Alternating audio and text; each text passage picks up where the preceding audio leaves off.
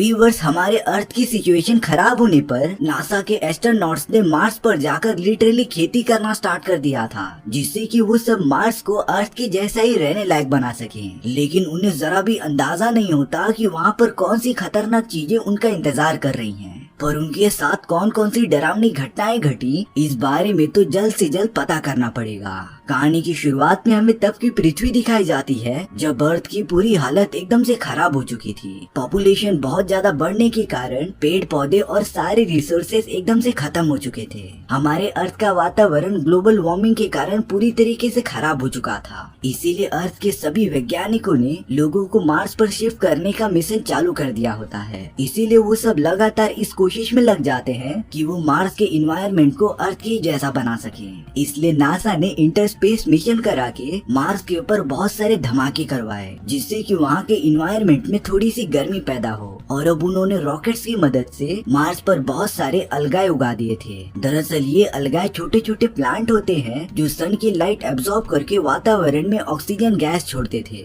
और अब पूरे 20 सालों तक ऐसा करने के बाद मार्स के वातावरण में ऑक्सीजन गैस बहुत ज्यादा बढ़ गई थी, यानी कि मार्स धीरे धीरे इंसानों के रहने लायक बनता जा रहा था। लेकिन कुछ समय बाद ही नासा के वैज्ञानिकों को ये खबर मिलती है कि मार्स के वातावरण में अपने आप ऑक्सीजन गैस कम होती जा रही है और उनके भेजे गए सारे अलगाए भी खत्म हो चुके थे। इसीलिए नासा ने अपने एक ग्रुप ऑफ एस्ट्रोनॉट्स को रवाना कर दिया होता है मार्स के पास जाकर इन सारी चीजों पर नजर रखने के लिए। इस पूरे मिशन के लिए जेन नाम की एक एस्ट्रोनॉट को लीडर बनाया जाता है और अब जेन बाकी टीम मेंबर्स के साथ मार्स की तरफ निकल पड़ी थी। टोटल 180 दिन बीतने के बाद वो सब मार्स के ऑर्बिट में पहुंच गए थे। अब उन सभी को कैसे भी करके मार्स की सतह तक पहुंचना था, क्योंकि वहां पर नासा ने अपना हेडक्वार्टर काफी पहले बनाकर रख दिया था, जिसके अंदर 2 साल तक रहने की सारी सुविधाएं मौजूद हैं। उन सभी के साथ एक एआई रोबोट जिसका नाम एमी होता है, वो भी पूरी तरीके से शामिल था, जो कि मार्स के सतह के सैंपल्स कलेक्ट करके उनके बारे में इंफॉर्मेशन अर्थ पर ट्रांसफर करता जाएगा। अब तो वो सब रेडी हो जाते हैं मार्स की सतह पर लैंड करने के लिए, पर तभी उनके स्पेसशिप से एक बहुत ही स्ट्रॉन्ग सोलर फ्लेयर टकराता है, जिससे कि स्पेसशिप के बहुत सारे सिस्टम्स ने काम करना बंद कर दिया था। और अब क्रू मेंबर्स को तो मार्स पर लैंड करने में काफी प्रॉब्लम हो रही थी। इसीलिए जेन उन सभी को यहाँ से जाने के लिए कहती है और वो खुद स्पेसशिप में रुककर यहाँ की प्रॉब्लम्स को सॉल्व करेगी। जेन ने तो कैसे भी करके अपने क्रू मेंबर्स को मार्स की सतह की तरफ रवाना कर दिया था और अब वो सब तेजी से मार्स के वातावरण में चले जाते हैं। उनकी स्पीड सच में बहुत ज्यादा बढ़ गई थी, जिसकी वजह से वो अपने टारगेटेड लोकेशन पर लैंड नहीं कर पाते। उन्होंने पहले ही अपने एमी रोबोट को नीचे गिरा दिया था और थोड़ी देर बाद ही वो रोबोट एकदम से एक्टिवेट हो जाता है। हालांकि बाकी क्रू मेंबर्स ने एकदम क्रैश लैंडिंग की थी और अब इन सारी मुसीबतों के बाद जब वो सब बाहर निकलते हैं, तब उनके टीम में बर्ड नाम का एक मेंबर पूरी तरीके से घायल हो चुका था और अब वो उनके साथ आगे बढ़ ही नहीं पाएगा। वहाँ जेन जो कि स्पेसशिप में मौजूद होती है, वो बहुत सारे इंटरनल प्रॉब्लम से जूझ रही थी और एक बार तो स्पेसशिप में बहुत बड़ा ब्लास्ट भी हो जाता है। लेकिन जेन ने अपने पूरे करियर में ऐसी कंडीशंस बहुत बार देखी थी, इसीलिए वो धमाके से बचते हुए फायर को स्पेसशिप से बाहर निकाल देती है। अब वो सारे क्रू मेंबर जो कि मार्स के जमीन पर लैंड हो चुके थे, वो अपने हेडक्वार्टर के लोकेशन को सर्च नहीं कर पा रहे होते हैं और अब शायद से उन्हें वहाँ तक चलकर ही जाना पड़ेगा। लेकिन बर्ड बहुत ज्यादा घायल होने के कारण वो उन सभी के साथ नहीं आ सकता था। बर्ड का तो सिर्फ यही सपना था कि वो मार्स की जमीन पर कदम रख दे और अब बर्ड अपनी टीम से मार्स का एक पत्थर लेके जाकर उसकी पोती को गिफ्ट करने के लिए कहता है। अगले ही मोमेंट में बर्ड ने अपना दम तोड़ दिया था। बाकी टीम मेंबर्स इस बात को बुलाकर अपनी जर्नी तय करते रहते हैं। अब दूसरी तरफ जेन जो कि स्पेसशिप में मौजूद होती है, उसे अपने बाकी क्रू मेंबर्स का सिग्नल ही नहीं मिल रहा था, लेकिन वो बार बार ट्राई करते ही जा रही थी। वहीं मार्स की सतह पर वो चारों एस्ट्रोनॉट्स अपने हेडक्वार्टर को लगातार ढूंढते ही जा रहे थे और अब बहुत टाइम तक चलने के बाद उन्हें अपना हेडक्वार्टर मिल ही जाता है, लेकिन वो तो पूरी तरीके से तबाह हो चुका था। वो चारों एस्ट्रोनॉट्स ये देखकर एकदम शॉक हो गए थे, क्योंकि उनका ये हेडक्वार्टर मार्स पर मौजूद किसी भी तूफान से बचने के लिए बनाया गया था और वो इतनी आसानी से तो नहीं टूट सकता था।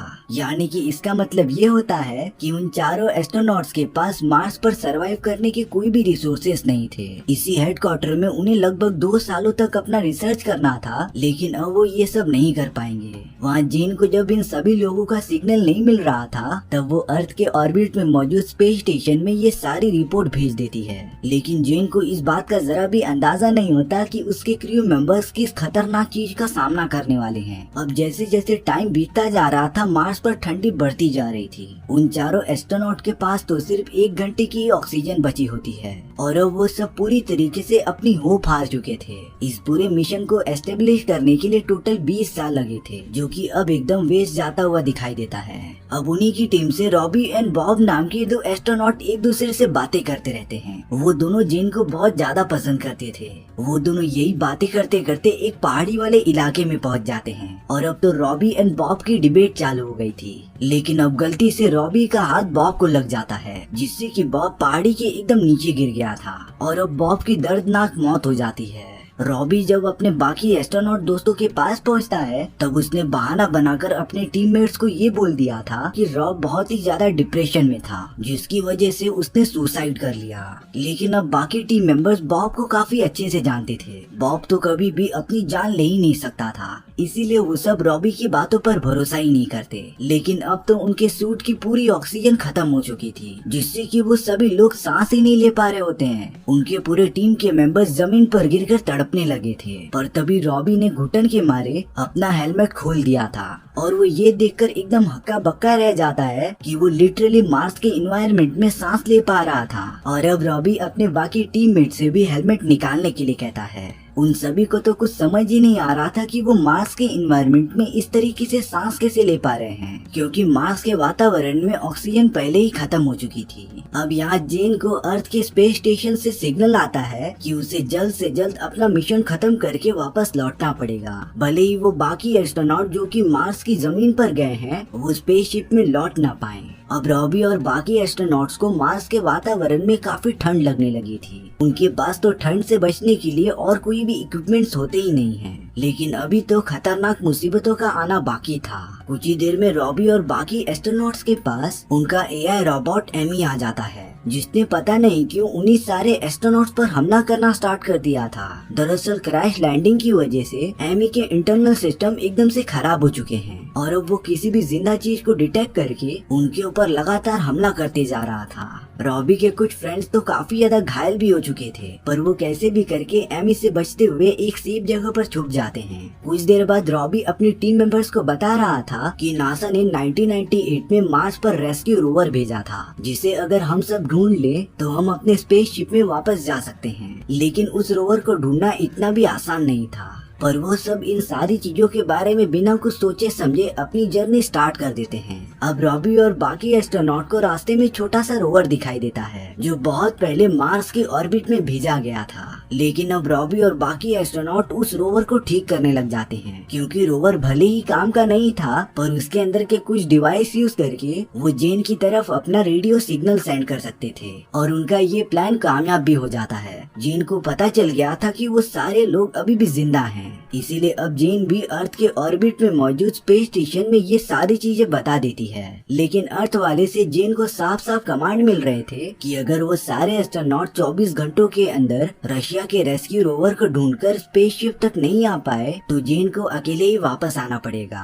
इसीलिए अब रॉबी अपने बाकी दोस्तों के साथ आगे बढ़ने का डिसाइड करता है, लेकिन उन लोगों ने सारी होप छोड़ दी थी। उन्हें नहीं लग रहा था कि वो उस रेस्क्यू रोवर तक पहुंच पाएंगे, लेकिन इसके अलावा उनके पास और कुछ भी ऑप्शन नहीं होता। इसीलिए वो सब रोवर के डायरेक्शन में चलना स्टार्ट कर देते हैं। साथ ही साथ उन्हें जेन से ये पता चला था कि उस रोवर में सिर्फ 2 ही लोग बैठ सकते हैं, यानी कि उन तीनों में से किसी एक को अपनी जान की कुर्बानी देनी पड़ेगी। रास्ते में उन तीनों को एक बहुत ही बड़े तूफान का सामना भी करना पड़ता है। साथ ही साथ एमी रॉबर्ट भी उन पर हमला करते ही जा रहा था, पर वो सब कैसे भी करके पास ही वाले एक गुफा में छुप जाते हैं। लेकिन अब रॉबी पता नहीं क्यों बहुत ज्यादा काइंड बनने की कोशिश करता है। वो अपने बाकी दोनों दोस्तों को रोवर की मदद से यहाँ से चले जाने के लिए कह रहा था, लेकिन अब चिप नाम का एक एस्ट्रोनॉट रॉबी पर शक करने लगता है। उसे लग रहा था कि रॉबी हमें धोखा देने के चक्कर में है, इसीलिए चिप तुरंत ही उन दोनों को बिना बताए रोवर की तरफ तेजी से भागने लगा था। ताकि वो अकेले ही रोवर में बैठकर स्पेसशिप में चला जाए। लेकिन बैन नाम का एस्ट्रोनॉट अपने हैंड स्क्रीन पर देख रहा होता है कि उनका एमी रोबोट जो कि आउट ऑफ कंट्रोल हो गया था वो चिप की तरफ तेजी से बढ़ता ही जा रहा है और देखते ही देखते रोबोट ने चिप पर हमला कर दिया था और उसकी जान ले ली थी। ये सारी चीजें बैन और रॉबी के हाथ में ही नहीं थी, इसीलिए वो दोनों सारी चीजें बुलाकर रोवर की तरफ बढ़ने लगते हैं।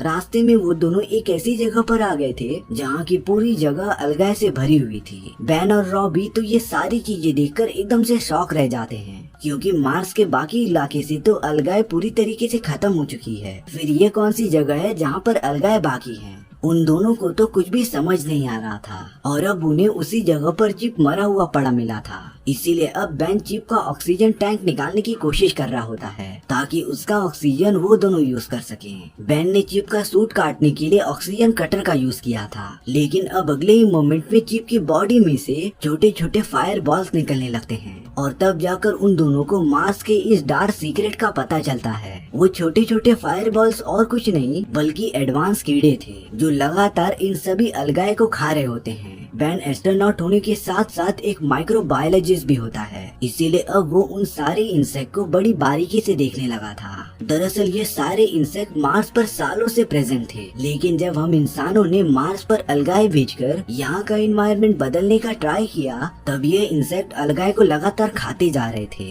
और इन्हीं कीड़ों ने उनके हेडक्वार्टर को पूरा डिस्ट्रॉय किया था। हालांकि बैन को एक बात और पता चलती है कि ये इंसेक्ट भले ही अलगाए को खाते थे पर जो वेस्ट प्रोडक्ट इनके बॉडी से निकलता था उसके साथ साथ ये सब भारी मात्रा में ऑक्सीजन भी रिलीज करते थे और यही कारण था जिसकी वजह से वो सब मार्स के एनवायरनमेंट में भी सांस ले पा रहे थे। यानी कि ये सारे कीड़े उनके लिए बहुत ज्यादा फायदेमंद साबित हो सकते हैं। इसीलिए अब बैन ने उन कीड़ों का एक सैंपल अपने पास इकट्ठा कर लिया था, लेकिन अब उन कीड़ों के एक झुंड ने बैन के बॉडी पर लगातार चढ़ना स्टार्ट कर दिया था। बैन को इस बात का अंदाजा हो गया था कि वो बचने नहीं वाला, इसीलिए अब वो रॉबी को सैंपल दे देता है और अपने आप को आग जलाकर ब्लास्ट करा देता है जिससे कि बहुत सारे कीड़े जलकर मर चुके थे। यानी कि अब रॉबी पूरी तरीके से मार्स पर अकेला था। रॉबी जेन से कनेक्ट होता है और उसे ये सारी बातें बता देता है। रॉबी तो मायूस होकर इस जगह से बाहर निकलने का होप्स ही छोड़ देता है, पर जेन उसे आगे बढ़ने के लिए मोटिवेट करती है और इसीलिए अब रॉबी कैसे भी करके आगे बढ़ रहा था। रॉबी तो कुछ ही देर में उस रेस्क्यू रोवर के पास पहुंच जाता है। जेन रॉबी को गाइड कर रही थी कि वो रोवर को कैसे ठीक कर सके,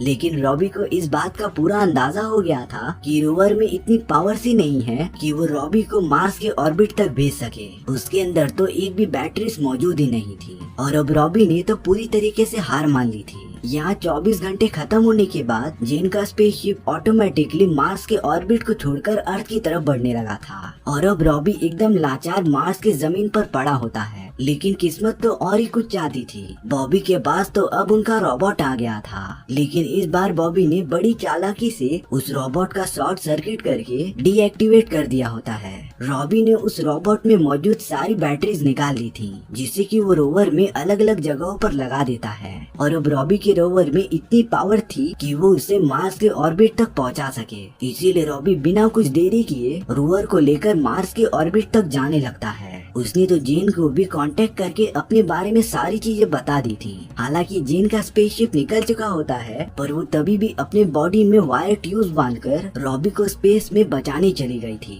जेन ने रॉबी के रोवर को पकड़ लिया होता है और अब वो लगातार अपने स्पेसशिप की तरफ बढ़ते रहती है। स्पेसशिप में एकदम सही सलामत पहुंचने के बाद रॉबी और जेन एक दूसरे के गले लग जाते हैं। रॉबी के पास तो उन सभी इंसेक्ट का सैंपल भी था, यानी कि वो सब अर्थ पर खाली हाथ तो नहीं जा रहे होते। यहाँ देखकर लग रहा था कि जेन भी रॉबी से प्यार करने लगी है, लेकिन जेन को तो रॉबी के डार्क साइड के बारे में पता ही नहीं था। और इसी के साथ हमारी ये कहानी यहीं पर खत्म हो जाती है। सो व्यूअर्स, आपको ये स्टोरी कैसी लगी प्लीज कमेंट सेक्शन में बताना भूलना मत। और अगर आपको मेरा एक्सप्लेनेशन 1% भी अच्छा लगा होगा ना तो वीडियो को लाइक एंड चैनल को सब्सक्राइब जरूर कर देना, क्योंकि सच में इससे मुझे बहुत ज्यादा मोटिवेशन मिलता है आपके लिए इसी तरीके की मजेदार स्टोरीज ढूंढ कर लाने के लिए। तो मिलते हैं नेक्स्ट वीडियो में, सी या।